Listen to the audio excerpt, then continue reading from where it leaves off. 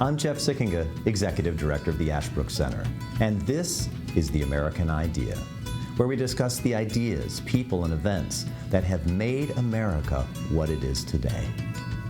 We believe that by understanding our history and our principles, we can better live up to the promise of the American founding and preserve our ongoing experiment in self-government. Welcome to The American Idea. I want to welcome everyone to this episode of The American Idea. Today we're going to be talking about a hot topic, a very important one for contemporary American life, but also one that has some historical roots, and that is energy and the environment in the United States. And I'm joined for that conversation today by Steve Hayward. Dr. Hayward is Senior Resident Scholar at the Institute of Governmental Studies at the University of California, Berkeley. He has been a visiting lecturer at UC Berkeley's School of Law. He's held a number of important positions in the academic and policy world. He's been a visiting professor at the School of Public Policy at Pepperdine University, where in fact I think he's teaching right now. He's also been a scholar at the University of Colorado and a fellow in law and economics at the American Enterprise Institute, among many other appointments that Steve has had over the years. He's also a very prolific author. Many of our listeners have probably encountered Steve's writing somewhere. Just to highlight a few, he's written a terrific book, Churchill on Leadership, a 2-volume study of Ronald Reagan's presidency, one of the definitive works really on that very important American statesman called The Age of Reagan. And for our purposes, he's authored a book called Mere Environmentalism. So Steve is a person who's had a lot of time to think about American public policy, U.S. energy policy, and environmental policy. Delighted to have him join us on The American Idea. Well, great to be here, Jeff. It's been a long time since we've talked. I think if we talk any conversation that talks about U.S. energy policy and the environment begins in a lot of popular media with the world's on fire. The environment's never been worse. It's a total disaster. We're heading right off the cliff. You, among others, I think in Bjorn Lomborg, but many others have said that have raised a question, an objection to that depiction of the state of the world environment and the American environment, air, water, and land. Maybe to set the context for our listeners, over the last 50 years, has America's air, water, and land gotten cleaner or dirtier? What's the state of the environment? Right. Yeah, so that's a great way to open it up. I mean, I grew up with, as a kid, was the first Earth Day in 1970, because I am getting old, and, everything was terrible. The population bomb was going to make us all starve to death within 15, 20 years. That was the prediction of the famous Paul Ehrlich. We were going to run out of resources by the year 2000, said President Jimmy Carter and lots of other experts. And none of that turned out to be true. And in the meantime, air pollution, depending on which category you look at, has fallen by as much as 90%. In a couple of categories, nearly 100%. We've eliminated airborne lead, for example, which was a good thing to do. And all the other measures of the United States and other prosperous countries have gotten dramatically better since the first Earth Day 50-some years ago. The one exception is a strange one, and that's climate change. And that's not really a matter of conventional pollution, not like, ozone or sulfur dioxide that is hazardous to your health and so forth. Carbon dioxide is supposed to be the main driver. It's something we all exhale, 800 pounds a year per person on average. So all human beings walking around are quote unquote polluters, which is absurd. But the point is that has become the issue that eats everything else alive. And I actually think it's ruining the environmental movement. But that's a separate subject. And of course, like all environmental crises of the past, it tends to be overestimated, and then the media is simply hysterical about it. And they'll usually report things that are simply not true or simply irrelevant or inaccurate. Talk a little bit more about the ways in which water and land quality in the United States has improved. Because, for example, I think a lot of people would be surprised to hear you say in 50 years, land pollution has gotten better. They think of suburbs sprawling out and eating lots of earth. They think of unspoiled areas of the United States vanishing. Is that true? As a general matter, no. I mean, there's several things here that you need to break apart to answer the matter in detail. But water quality is kind of hard to measure for a bunch of technical reasons that would take a little while to go through. But you can look at things like the Great Lakes. We used to worry 50 years ago that the Great Lakes were becoming the American version of the Dead Sea. Lake Erie was badly polluted. So was Lake Michigan. And it turns out if you look at the data, since we started trying to crack down on industrial pollution and certain other forms of water pollution, that the Great Lakes have made a huge comeback. The level of whether you want to look at pesticide residue, chemicals, other hazards to aquatic life have fallen also 80, 90% in the years since then. And you can now mostly fish and swim in the Great Lakes and a lot of our other major water bodies. Just to take water for an example, or as I like to joke, just up the road from you all in Ashland is the Cuyahoga River in Cleveland that caught fire in 1969. People know that famous story. The rivers were so bad they caught fire. You can now fish in the Cuyahoga River again for the first time in, I don't know, the pollution of the Cuyahoga River actually went back to the 19th century. And once we decided that this was a problem to deal with, and by the way, Cleveland thought about dealing with the problem themselves long before the federal government stepped in. So the remediation of the waterways in Ohio and other places in the upper Midwest is a long-term story, often instigated by local governments and local communities before Washington decided to go and save the planet for us. Is it true that at the same time, I was looking at this statistic, that while many indicators of environmental quality in air, water, and land have improved, the United States population, of course, has grown, and the United States energy consumption has grown fairly dramatically over 50 years. I think a lot of people will be surprised because they assume that energy consumption, production and consumption must mean more pollution. Right. Why hasn't it? Yeah, well, first of all, we've gotten so much better on technical means of reducing pollution from essentially fuel combustion. And we've done a lot of fuel switching, switching from coal. Well, first of all, there's ways of controlling pollution from coal-fired power plants, and we've mostly done that everywhere. We also switched to natural gas, which is a much cleaner burning fuel for electricity generation and other things. We've gotten a lot more energy efficient. It's true that our energy consumption has gone up, but our energy intensity, that's to say how much energy we use per person or per dollar of economic output, has fallen dramatically. And the last time I did a calculation, which was a few years ago, and I'll bet it's even better now, is that if the United States had the same energy intensity that it had in 1970, our energy consumption would be about 2.5 times what it is today. That's a really dramatic improvement. It's also very long-term. We generally get more efficient at a small rate every year, going back more than a century. And nobody knows these stories because they're small, they're incremental. And again, you have the people who have an interest in hysteria, namely environmental advocacy groups and the news media, that either conceal or don't even understand these trends and what they mean. So can you talk a little bit more? That's really fascinating that, as you say, we consume less energy per person now than we used to by dramatic. What are some of the most important drivers of this really important efficiency? Well, one was, higher costs actually have a lot to do with it. Back in the 70s, suddenly oil got scarce and more expensive very fast. And that led industry and American consumers to decide they wanted to, in the case of consumers, swap out their low mileage cars for cars that got better gas mileage. That's what a lot of individuals did. Industry decided that, look, if we can save money by being more efficient, we should do that because it's good for the bottom line. In other words, they didn't really need regulation or hectoring from the government.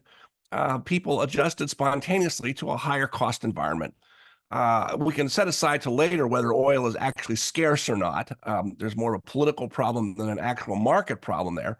But that was one of the reasons. And then again, pollution standards had something to do with this because oftentimes the answer to lowering air pollution and other kinds of pollution was simply a more efficient industrial operation. So, chemical plants that used to, 75 years ago, not pay close attention to their industrial waste, decided they wanted to go to what we call now in general a closed loop system where there's no waste at all. And that involves a lot of energy and resource efficiency. And so not only do we use less energy, but we use natural resources and raw materials a lot more efficiently than we ever did. You mentioned that issue of scarcity of natural resources. Again, I think something that 50 years ago, you mentioned already, Paul Ehrlich and others, but doomsday, that there's no way we can sustain a modern economic system and of a market system and a high quality of life and consumption with the resources that we have. We're going to run out of oil. We're going to run out of all other energy. We're going to run out of land. We're going to run out of there's going to be mass starvation. Like, I think maybe people have forgotten the doomsday predictions of 50 years ago. But what about that? Are natural resources in the United States getting scarcer? Well, they may be in the United States for political reasons. In other words, it's very difficult to open a new mine in this country. But that does not mean that resources themselves are scarce, either on the national or global scale. I think the first prediction that we were going to run out of oil was made, if I remember this right, in 1895 by the U.S. Geological Survey. And so that's a long time ago now. It's been, yeah. Right? And actually, as recently as 20 years ago, we were told that we had finally reached the era of peak oil. And in the United States, you might remember, to put it in partisan terms, that Democrats like to say we can't drill our way out of oil dependency on foreign nations. Except that within a few years, we did drill our way out, mostly on private land. That's a longer story about overregulation. But now the United States is once again the world's leading oil producer, having nearly doubled our domestic output over the last 15, 20 years. That's mostly a technology story. But you can generalize that across the board for all important natural resources. I think, copper, lithium right now, of course, is a very highly prized raw material for electric batteries, for everything we're trying to electrify. And the worry here just 3-4 years ago is, gosh, we don't have enough lithium for everything we think we want to do. And it turns out that we're now looking around harder to find lithium. And guess what? There's a lot more of it around than we thought there was. There's now, a consistent price and market for it. And my guess is lithium's not going to be the limiting constraint on the electrification of the world. That's a separate question about whether the electrification of everything makes sense. But if that's what the world wants to do, resource constraints are not going to be the primary problem. Well, why do people make that mistake? And they seem to have made it fairly consistently over the last 50 years. Right. Saying we're going to run out of oil, we're going to run out of energy, we're going to run out of lithium. What's the mindset, as you've studied this, that makes people come to that wrong judgment? Yeah, well, I think there are two reasons that may overlap. One is, look, the natural human condition is scarcity. I mean, that's the basic story of economics itself is scarcity and how you manage scarcity, because our wants and needs tend to be unlimited. Our wants certainly are unlimited. And so it's natural to think you might run out of something. But the second one, I think, is more important sort of psychologically and philosophically. I'm sometimes asked, why are environmentalists unhappy when you tell them good news? And no, it really is true. If you actually show the data to certain kinds of environmentalists that air pollution is falling and environmental conditions are improving in most parts of the world, they're outraged. And the reason is, I think that a lot of popular environmentalism is a substitute for what used to be the religious version of the apocalypse or of the end times. In other words, believing that the world is coming to an end is a secular religion for environmentalists. And, it makes them happy to believe that not only is the world coming to an end, but their creed, their efforts are what are going to save the planet and therefore save humanity. So it's a religious substitute. I used to resist that point of view, but it's harder and harder all the time when you listen to a lot of environmental leaders talk about the matter, not to mention the activists who, in most cases, are completely untethered from reality and from data and science. And it's pretty clear that what drives this is not actual facts, but is something deeper and really more pathetic. I'll put it that way. I'll be very pungent and straightforward about it. It's really quite, why did Time Magazine make Greta Thunberg their person of the year 3-4 years back? She's a teenager. What does she, and world leaders want to meet her. They want to meet a teenager. What do they have to learn from a teenager? I mean, this is embarrassing for any person in a responsible role in government or anywhere to say, oh, we're going to take our cues from a Swedish teenager. Let's talk a little bit about, and something you've studied, which is U.S. energy policy. across the board, what's the state of U.S. energy policy? I shouldn't laugh. So I didn't mean to. Right. Right. Especially as I've got a cough going. Um, it's been a confused mess for decades, often at war with itself, or contradictory. I guess what you'd say right now is, and I made reference to this already, is the orthodoxy now is so hostile to what we call fossil fuels, coal, gas, and oil, that we think we need to electrify everything, our cars, our transportation, aside from cars, trains, buses, even airplanes somehow. The problem with that is you'll have to greatly increase the supply of electricity to charge your electric cars and everything else. And the problem with that is we still generate most of our electricity in this country from fossil fuels, principally coal and natural gas.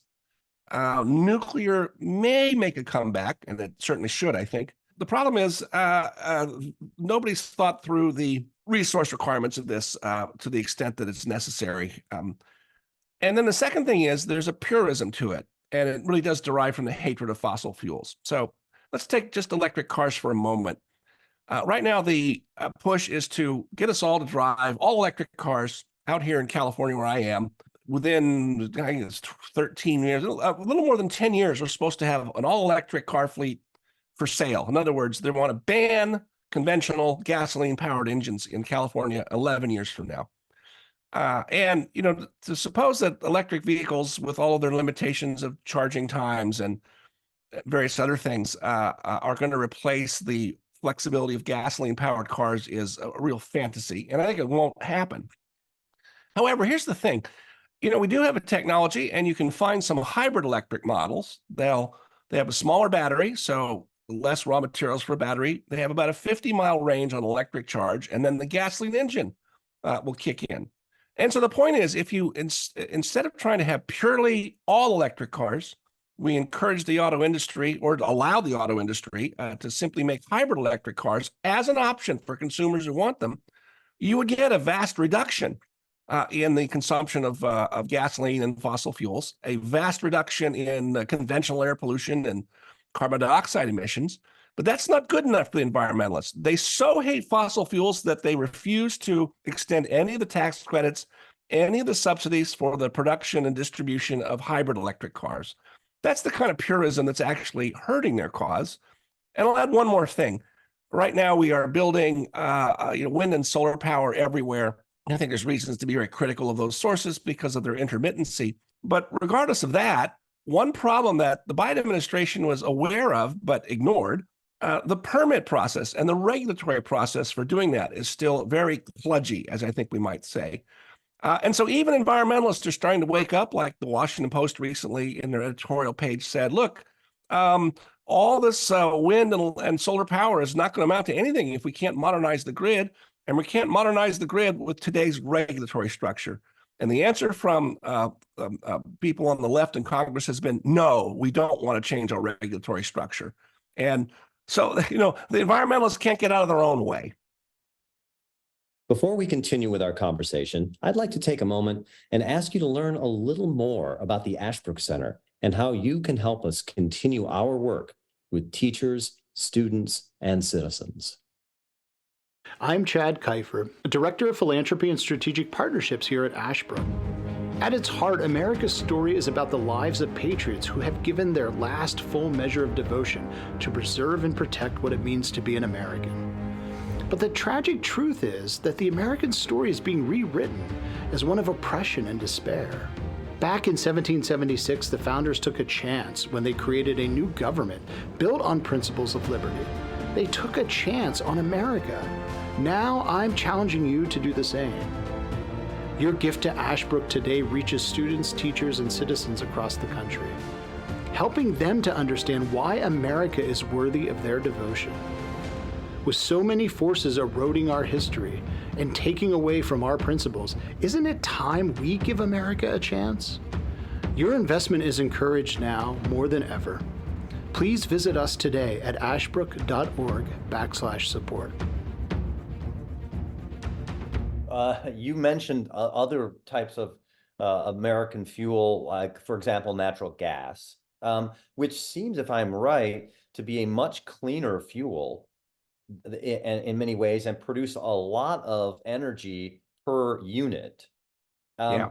What has been, if you just to take that as an example, what has U.S. energy policy been toward natural gas? Well, the good news is there hasn't been a policy about natural gas, with the exception of pipelines, which we can come back to. But on the production side, keep in mind that if you go back to 20 years ago, almost exactly 20 years ago, natural gas was selling between $12 and $14 a thousand cubic feet. And all the projections were that by the year 2020, which is now in our rearview mirror, the U.S. would not be able to produce enough natural gas by itself, and we'd have to import probably 25% of our natural gas needs from, guess where? The Middle East, where natural gas was selling for $1 a thousand cubic feet in Qatar and the other Gulf states. Well, guess what? All of a sudden, a technological revolution came along. Fracking, as we typically call it, was not a new technology, but combined with much better underground directional drilling technology to be able to go different directions deep underground, and better methods of finding pockets of gas and oil, revolutionized the industry. And it did it almost overnight, at least in our usual timescales. And it happened quietly on private land in places like Eastern Ohio, Western Pennsylvania, Texas, the Dakotas, and so forth. And I like to joke, except it's not really a joke, is that if people in Washington, D.C. had known that this revolution was taking place, they surely would have done something to stop it. And so we've gone in the space of 20 years from a shortage of natural gas and high prices, $14, I said, a thousand cubic feet, to where today we can become the largest exporter of natural gas in the world, or one of the largest ones. And the gas industry worries that the price is so low, their profitability is threatened, because now gas struggles to stay above $2 a thousand cubic feet, down from 20 years ago. That's pretty dramatic. It's hard to think of any other major product that's had that kind of price drop and production increase in the last 100 years. But there it is. And like I say, it's one of the great fortunate stories, again, driven by American entrepreneurs and technological development. And Washington had very little to do with it. And like I say, they would have stopped it if they knew it was happening. I think some of our listeners hear a story like that and they say, but then they look at their own prices for gas at the pump and they say, okay, so something like natural gas production's gone up, prices have gone down. If we can get electricity out of natural gas or use it otherwise, that sounds absolutely terrific. But I've got a gas powered car and man, gas is really expensive, even here in Ohio, much less California. Yeah, I'm not going to tell you about our gas price. Thinking, if this is true, what you're saying, Steve, why are gas prices so high? Yeah, well, I'll say two things. One is a large portion of it, certainly where I live in California, where we have an almost $1.50 to $2 a gallon premium over the average U.S. price. It's driven by regulations, high taxes in some states. It varies a lot from state to state. And the other thing, though, is that if you strip out all these artificial things of taxes and regulation and some market volatility, which is worth talking about, you'll find that the price of gas adjusted for inflation is not that much higher than it was 50 some years ago. In other words, it's crept up along with the price level. From time to time, we have enjoyed really low gasoline prices, not for a while now, but back around 2000, gas actually dipped below $1 a gallon, which it hadn't seen since really the early 80s. And after the financial crisis in 2008, gasoline dipped quite a bit. The problem is oil is priced internationally, unlike natural gas, which is more of a local price.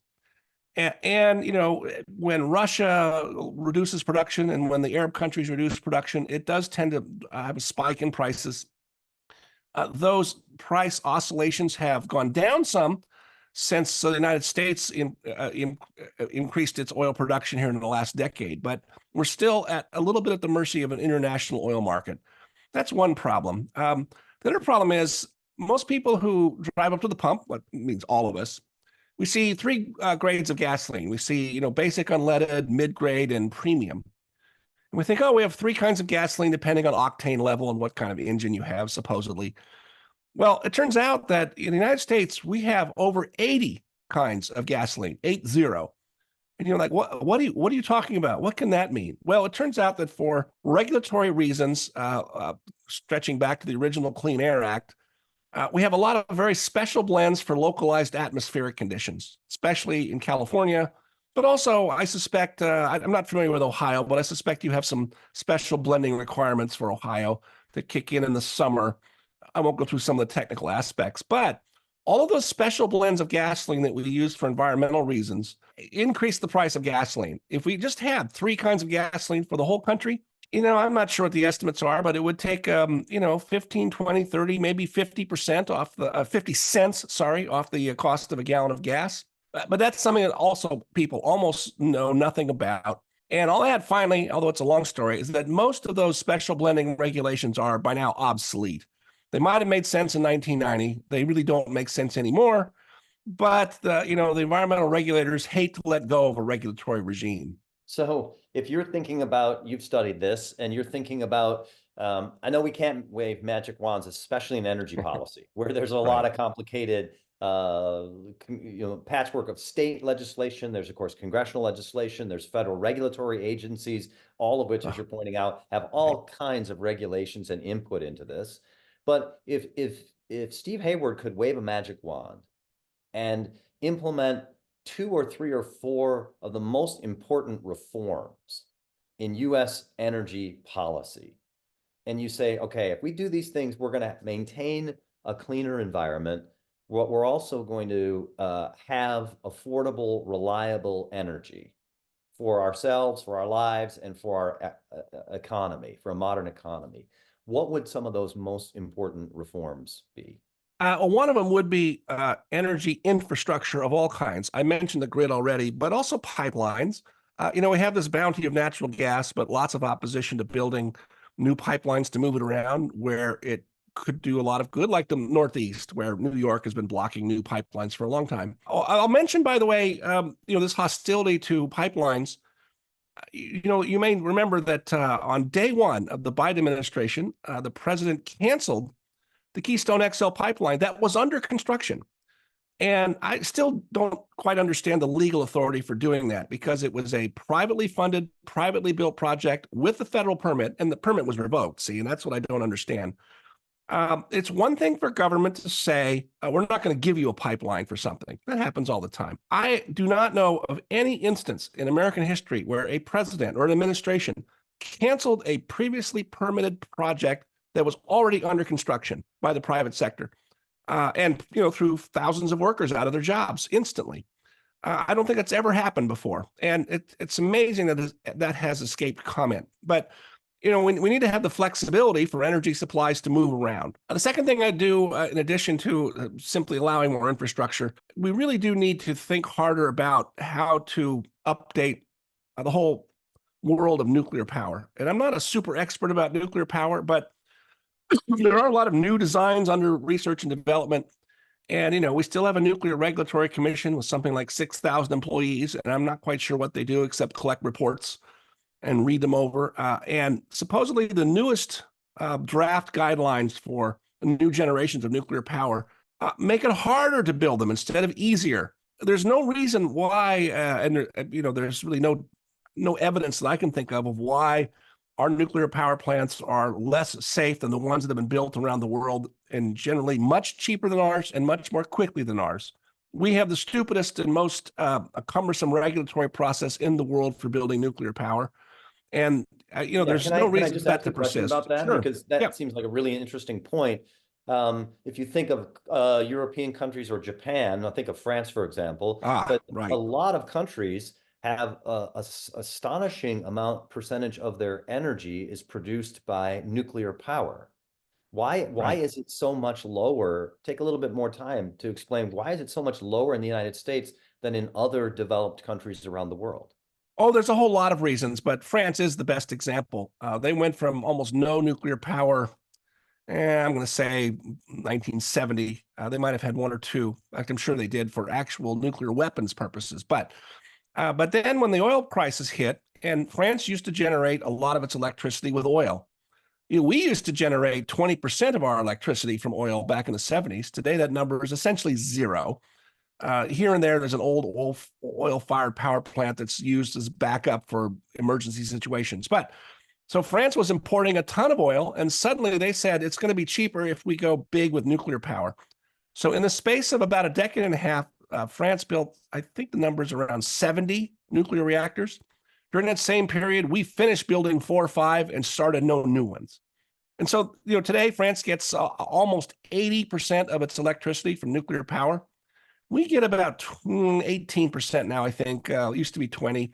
That number may be falling down a little bit here. But the point is, I like to tell this to environmentalists, some of whom will quietly admit that opposing nuclear power 40 years ago was a great mistake on their part. But if we had continued building nuclear power at the same rate that France did, today we would have one of the lowest carbon footprints for electricity in the entire world, like France does. And it was environmentalists who opposed nuclear power and had endless lawsuits, always lobbied for more cumbersome regulations to make it unaffordable to build nuclear power. The utility industry, for reasons I think are quite sensible, gave up on the whole idea about 40 years ago because they could see that it was going to be so expensive to build nuclear power plants that it made more sense to just keep using natural gas and coal. So we shot ourselves in the head on nuclear power, and now we're trying to play catch up. And the problem is, or one problem is, not only have we not updated our regulatory structure, but we've now kind of lost what you might say is the expertise and the skill building that you have. We're short of nuclear engineers and have to play catch up just on the level of talent to build and operate and innovate in the nuclear energy area. So you've mentioned we need to update our energy infrastructure, things like the grid and pipelines. You've mentioned updating the regulatory structure for nuclear power and growing talent. Are there any other reforms that you think are really important? This is a little off in the weeds, but we ought to harmonize or level out our subsidy schemes. One problem right now is that certain kinds of energy are favored in our tax code or with direct subsidies, like wind power in particular. Other forms like actually nuclear power, but certainly conventional electricity generation are not favored. And so you have an unlevel playing field. A simplistic example, but right now, if I own some windmills, and a lot of windmills are owned by private partnerships, not by the utility companies, and they get to sell their power every day into the grid on the spot market. But wind power enjoys a production tax credit. The government pays you, I forget what it is. But it's a substantial amount of money. I can actually bid to sell you power at a negative rate. In other words, I can sell you power for minus $1, whatever the unit might be, and I'll still make money because of the production tax credit the government provides. That tilts the playing field in the marketplace to wind power. And how do you compete with that if you're a gas-fired power plant and you don't have that? So we ought to levelize out all the subsidies and disparate tax treatments that we have for each form of energy and make it level. And by the way, over the last 20 years, the production tax credit would expire. They were always enacted on a temporary basis, 2-3 years, something like that. We've been saying since the 70s we needed to help an infant industry get going. And every time that happens, windmill construction stops. People simply stop building them because they only make sense with the favorable tax treatment. So we really need to get rid of that kind of thing and allow wind and solar power to compete on an equal basis with natural gas and so forth. Yeah, that's a question I have because you've done a lot of work in sort of bringing market forces into U.S. energy policy. And that seems to be one area you're talking about. There seems to be a lot of what some people call crony capitalism. Oh, yeah. U.S. energy policy. Are there other examples that you can think of that come to mind in terms of reforms like that? I think as a general matter, quite beyond the energy area, we ought to make our regulatory processes for building anything a lot more simple. So it's hard to, another great example, out here in California, we're trying to build high-speed rail. No, I think it's a dumb idea here and it really doesn't make any sense. But nonetheless, it's taking forever and costing 4 to 5 times as much as projected. And most of that is simply process cost. It's not the difficulty of the engineering and so forth. And even the New York Times noticed this, a year or two ago, because, we invited in some of the overseas countries that have been pretty good at building high-speed rail, like the French. And they came and they took a look and they said, you Americans are crazy, how much process you put on all these kinds of things. They said, we're going to go work on high-speed rail in Morocco instead. Well, guess what? Morocco has finished its high-speed rail program in the same time that we're still dithering around about building the first 100 miles out here in California. That is repeated across our economy now. It's not even strong enough to say that the barnacles of our regulatory process are now everywhere. It's worse than that. And, the problem is we're a rich country and it seems like we can afford a lot of waste in our regulatory process, but I think we really can't anymore. Yeah, and it seems like that California high-speed rail project has now engendered opposition across the political spectrum. You didn't have to be a rocket scientist to know that we were being lied to, 15 years ago now, and they said, oh, it'll cost $35 billion. Now the cost is north of $100 billion, and no one thinks it's really going to get finished. The problem is that you have to go through a whole lot of mountains with lots of earthquake faults to get all the way to Los Angeles, and there are similar problems in the Bay Area. So you're going to build a couple 100 miles in the Central Valley, and that's going to be it. And not that many people live in the Central Valley. I mean, you want to talk about a costly white elephant. This is it. Looking toward the future, Steve, what do you see as the future state of energy and the environment in the United States if we look 2 or 3 decades now into the future? What are some important trends that our listeners should be looking for? First of all, I tend to be generally an optimist in thinking that human ingenuity and innovation and creativity can outrun even the stupidest regulators. Yeah, that's a lot of optimism. Yeah, it is. Well, I mean, I guess I'll put it this way: an environmentalist wouldn't think this is optimistic at all, but we're still going to be using quite a bit of oil and gas, and probably even some coal too, 20 and 30 years from now. This idea that we're going to get to, well, I'll set aside right now what net zero actually means and why it's actually a fraudulent term. But the point is that traditional fossil fuels simply have too much superiority over the alternatives. That's why they're not going to go away anytime soon. And I think they exist in abundance. I think the fracking revolution has just gotten started on a global basis. It's reasonably mature in this country, but not at all used in a lot of parts of the world where there's surely lots more oil and gas to be produced when we need it and the price justifies it. And we're going to get better. I mean, already, I'll just mention one thing about going back to air pollution. Most people don't know that we've reduced conventional tailpipe air pollution from cars by like 95% from 50 years ago. That's a technological story. That's one of the greater success stories, partly driven by markets, partly driven by regulation. And I think more of that is going to go along. And the other thing that I think is going to happen is, my own opinion without going into details is that, the climate change story is true, but almost certainly overestimated by 3 or 4 times what it's likely to be, even under the projections of the models and so forth. And so what that means is I think within 20 or 30 years, like the population bomb, like resource exhaustion and so forth, we're going to look at climate change as a much less severe phenomenon than the way it's treated today by the advocates and media. And that means we're going to wonder what all the hysteria has been about, as it is right now. And we're also going to think about other means of dealing with the problems that do arise, which are not apocalyptic. I'll just mention here that all the things you hear about, millions of people are going to die, the sea levels are going to flood us out. If you actually read the UN reports, you find no scientific evidence in favor of most of the popular claims of how we're all going to come to ruin in 50 or 100 years. And sooner or later, the truth is going to catch up with all of that. And when it does, the world will look different than it does today. Well, hopefully in 20 years, we'll be back on this podcast and we'll be able to check those predictions. Right. Well, I was right, 20 years ago that the whole peak oil, peak gas business was wrong. And that, in fact, if we got after it, we'd find that there was an abundance of it. And that's turned out to be completely true. Well, you've certainly given us some really interesting things to think about today on energy and the environment in the United States. Steve Hayward, thanks for taking the time to join us on The American Idea. Thanks, Jeff. Go Ashbrook.